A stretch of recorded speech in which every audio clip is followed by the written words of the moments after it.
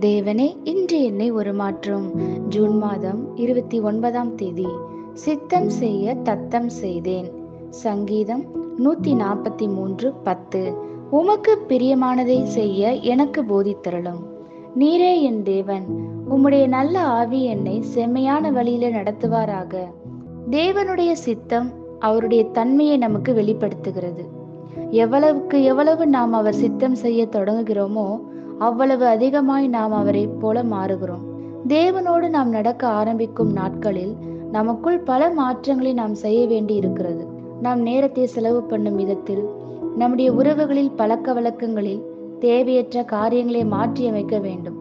பிறரை மன்னிக்கின்ற விஷயங்களில் கூட நமக்கு விருப்பம் இல்லாவிட்டாலும் செய்வது அவசியம். இது போன்ற நேரங்களில் தேவன் நமக்கு உதவி செய்ய விரும்புகிறார்.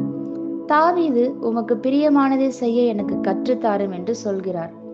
நாம் செய்ய வேண்டிய காரியங்களை கட்டளையிடுவது மட்டுமல்லாமல் அவற்றை நாம் செய்யவும் தேவன் பலன் தருகிறார். அவர் சித்தத்தை செய்ய நமக்கு மன உறுதி இல்லாதிருக்கும் போது ஒரு கேள்வியை நாமே கேட்டுக்கொள்ள வேண்டும். அவர் சித்தம் செய்கிறவர்களாய் மாற்றப்பட விரும்புகிறீர்களா? உள்ளான உங்கள் இதயத்தில் இந்த வாஞ்சை இருக்கிறதா?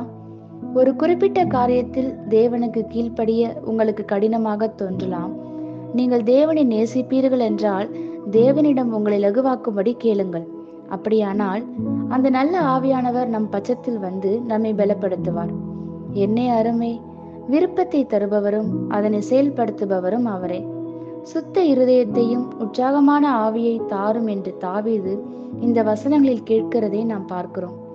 இடகாத்திரமான மனிதர்களை தேவன் தேடவில்லை, நம்பிக்கைக்கு பாத்திரவான்களே அவருக்கு தேவை. ஆமேன். இந்த வார்த்தைகளினால் நீங்கள் ஆசீர்வதிக்கப்பட்டீர்கள் என்று நாங்கள் நம்புகிறோம்.